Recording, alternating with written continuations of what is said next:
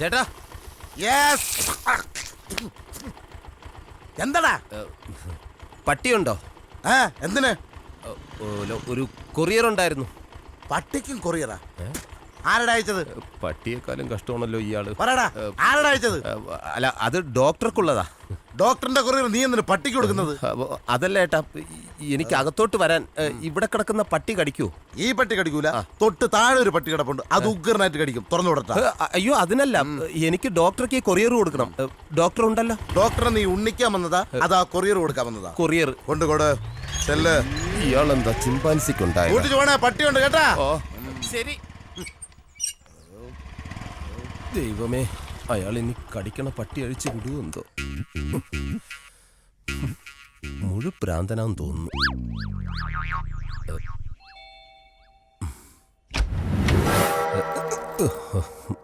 Good morning sir. Morning Sudhi. Courier ഉണ്ടായിരുന്നു. ഇവിടുത്തെ LC secretary Prabhakaran സുധിയുടെ അളിയനല്ലേ? അതെ സർ, അങ്ങനെ ഒരു അപകടം പറ്റിപ്പോയി. എന്താ സർ ചോദിച്ചേ? ഒന്നുമില്ല. മിനിഞ്ഞാന്ന് 2-3 പേരെയും കൂട്ടി ഇവിടെ വന്നിരുന്നു. എന്തിനാ? പിരിവിനാ വന്നത്.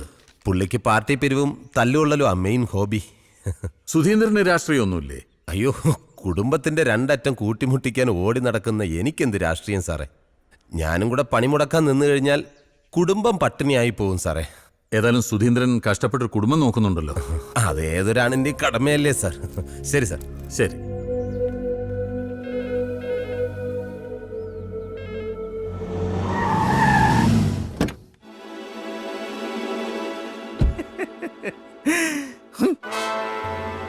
ഇത് സുധിക്കുള്ള പണിയാണല്ലോ മായേ. ആരാത്? സുധി കുറെ പൈസ കടം മേടിച്ചിട്ടുള്ള ആളാ. സൂപ്പർ ഫാസ്റ്റ് കൊറിയർ സർവീസിലേക്ക് സ്വാഗതം. നമസ്കാരം. സുധി ഉണ്ടോ ഇവിടെ? അയ്യോ, സുധി ഒരാഴ്ചയായിട്ട് ഇങ്ങോട്ട് വന്നിട്ടേ ഇല്ല. കാണാൻ കൊതിയാവുന്നു അല്ലേ? ആരാടാ അത്?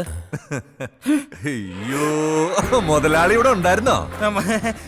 സുധി, നമ്മളിപ്പോ പറഞ്ഞതേ ഉള്ളൂ. 100 ആയുസ അല്ലേ? മുൻവശം മുൻപിലാണെങ്കിലും മുൻവശത്തെ വാതിൽ പുറകുവശത്താ. ആ വഴി വന്നായിരിക്കും. അവന്റെ മുൻവശത്തെ പാല് ഞാൻ പുറകുവശത്താക്കും. ചേട്ടൻ ഇവിടെ പ്രശ്നമൊന്നും ഉണ്ടാക്കരുത് പ്ലീസ്. എടാ പുന്നാര മോനെ, നീ എന്നെ കുറിച്ച് എന്താ കരുതിയത്? മുങ്ങി നടന്നതിനെ ഞാൻ കണ്ടുപിടിക്കത്തില്ലെന്ന് വിചാരിച്ചോ? ഞാൻ അങ്ങനെയൊന്നും പിന്നെ കരുതില്ല. നീ എന്നാ കോപ്പാടാ കരുതിയത്? എടാ എന്നെ നീ വെറും കരുത് കേട്ടോ. എടാ ഞാനിന്ന് ഇവിടെ വന്നിട്ടുണ്ടെങ്കിൽ നീ എനിക്ക് തരാനുള്ള 20 ലക്ഷം രൂപ അതിന് പലിശ വാങ്ങിച്ചോണ്ട് പോകത്തുള്ളൂ. എന്റെ കയ്യിൽ ഇല്ലാഞ്ഞിട്ടാ. കഷ്ടായി പോയല്ലോ. അപ്പൊ ഇനി എന്നാ ചെയ്യാനാ? നീ ഒരു കാര്യം ചെയ്യും, നാളെ രാവിലെ രജിസ്റ്റർ ഓഫീസിലോട്ട് വന്നൊന്ന് സൈൻ ചെയ്ത് തന്നേര്. അല്ലടാ, അതിന് ഞാൻ മാത്രം സൈൻ ചെയ്ത പോരല്ലോ. ഇവന് ആകപ്പാടെയുള്ള കിടപ്പാടോ അല്ലേ? അത് എഴുതി തരണമെന്ന് പറഞ്ഞാ. എടാ 1-2 അല്ല, 20 ലക്ഷമാ. 2 വർഷമായിട്ട് പലിശയില്ല. അത് ഞാൻ മനഃപൂർവ്വം തരാത്തതല്ല. അറിയാം, തരണോന്ന് നീ വിചാരിച്ചാലും നടക്കത്തില്ല. 12 ലക്ഷത്തിലധികം രൂപ കഴിഞ്ഞ 3 വർഷത്തിനിടയ്ക്ക് ഞാൻ തന്നില്ലേ? എടാ നീ തന്നു, അത് പലിശ. എന്റെ മുതലെവിടെ? വീടിന്റെയും പറമ്പിന്റെയും ആധാരം എന്റെ കയ്യിലുണ്ട്. അതുമാത്രമല്ല, ബ്ലാങ്ക് ചെക്കിലും മുദ്രപത്രത്തിലും ഒപ്പിട്ട് തന്നിട്ടാ നീ നിൽക്കുന്നത്. ഇത്രയും ഡോക്യുമെന്റ്സ് കയ്യിലുള്ള സ്ഥിതിക്ക് കുറച്ച് അവധിയും കൂടെ കൊടുത്തൂടെ?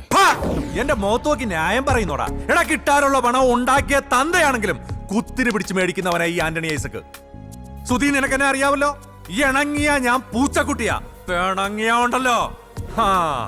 നീ ഒരു കാര്യം ചെയ്, ഞാൻ ആ വെണ്ടർ ബാലകൃഷ്ണപിള്ളയോട് ഒരു വിലയാധാരം തയ്യാറാക്കി വെക്കാൻ പറഞ്ഞിട്ടുണ്ട്. നാളെ രാവിലെ കൃത്യം 11 മണിക്ക് രജിസ്റ്റർ ഓഫീസിൽ സകുടുംബം എത്തിച്ചേർന്ന് അതൊന്ന് സൈൻ ചെയ്ത് തന്നേര്.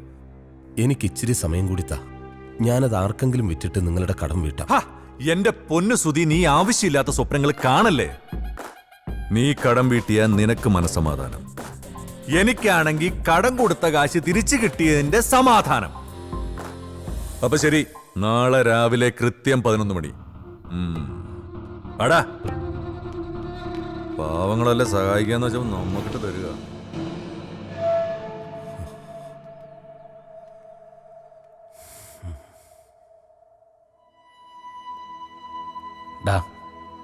നീ വിഷമിക്കണ്ട. ഈ ആന്റണിയുടെ കയ്യിൽ നിന്ന് രക്ഷപ്പെടാൻ ഒരു വഴിയുണ്ട്. എന്തു വഴി?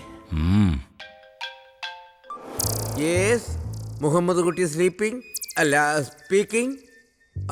ലിവറ്, ഹാർട്ട്, ചെറുകുടൽ, വൻകുടൽ എല്ലാം മിതമായ വിലയ്ക്ക് കിട്ടുന്ന സ്ഥാപനമാണ് സേവകൻ അസോസിയേറ്റ്. നിങ്ങൾക്ക് എന്തുവാ വേണ്ടത്?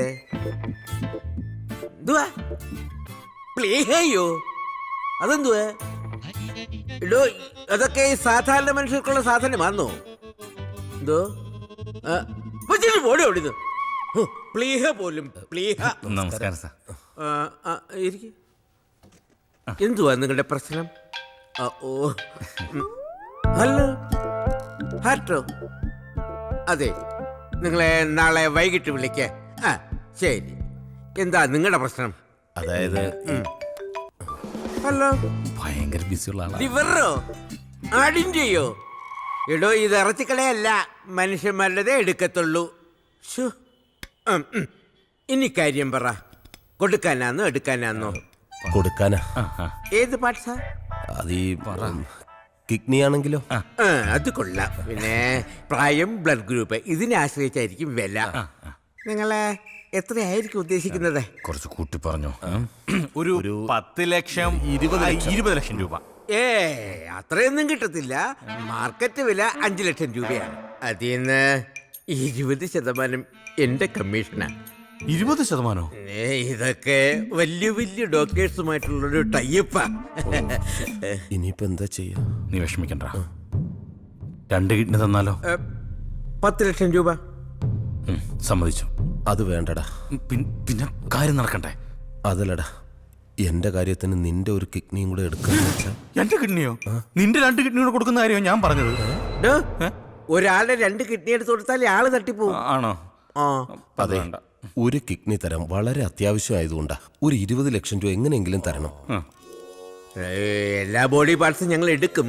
ഒരു കാര്യം ചെയ്യും, ഈ 2 എണ്ണം ഉള്ളതിന്ന് നമുക്ക് ഓരോന്നും എടുക്കാം. ചിലപ്പോ 20 ലക്ഷം തികയുമായിരിക്കും. ഒന്നൊന്നേ, എല്ലാത്തിനും ഓരോന്ന് കൊടുത്ത പ്രശ്നമാവോ?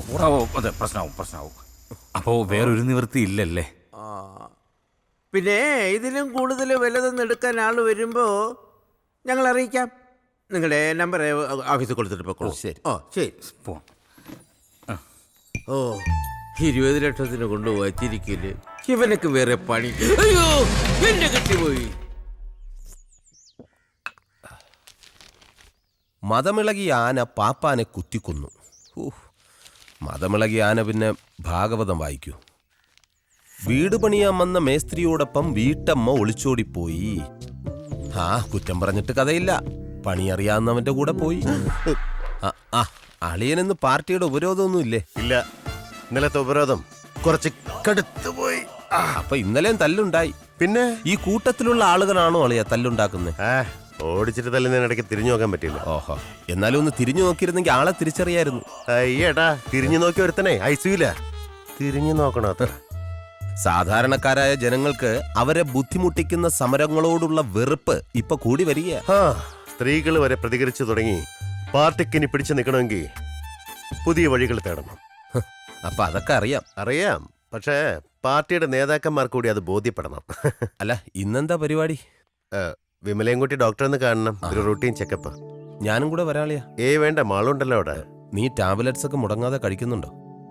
എനിക്ക് മടുത്തു ഏട്ടാ. എനിക്ക് ഒരിക്കലും ഒരു അമ്മയാവാൻ പറ്റില്ലെന്ന് എന്റെ മനസ്സ് പറയുന്നു. നീ എന്തിനാ ആവശ്യമില്ലാത്തതൊക്കെ ചിന്തിക്കാൻ പോകുന്നത്? ഡോക്ടർ അങ്ങനെ പറഞ്ഞു.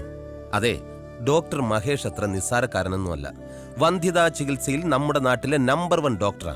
നീ സന്തോഷത്തോടെ പോയിട്ട് വാ. ശരി. മുജ്ജന്മ ശാപമാവും എന്റെ മോൾക്ക് ഇങ്ങനെ ഒരവസ്ഥ വരാൻ. എന്താ അമ്മ ഇത്? ഒന്ന് പുറത്തു പോകാൻ പോലും മടിയാ അവൾക്ക്. ആൾക്കാർ ഓരോന്ന് കുത്തി കുത്തി ചോദിക്കുന്നത് കേട്ടിട്ട്. എന്നാ പിന്നെ ഒരു കുഞ്ഞിനെ ദത്തെടുക്കാൻ പറയ്, അളിനും താല്പര്യം ഉണ്ടാവും. സ്വന്തം വയറ്റി പിറക്കാത്ത കുഞ്ഞിന് അമ്മയോട് സ്നേഹം ഉണ്ടാവില്ലെന്ന അവളുടെ വാദം. അമ്മ സമാധാനപ്പെടും. നമ്മൾ അറിഞ്ഞുകൊണ്ട് ആർക്കും ഒരു ദ്രോഹം ചെയ്തിട്ടില്ലല്ലോ. അതുകൊണ്ട് ദൈവം നമ്മളെ കൈവിടില്ല.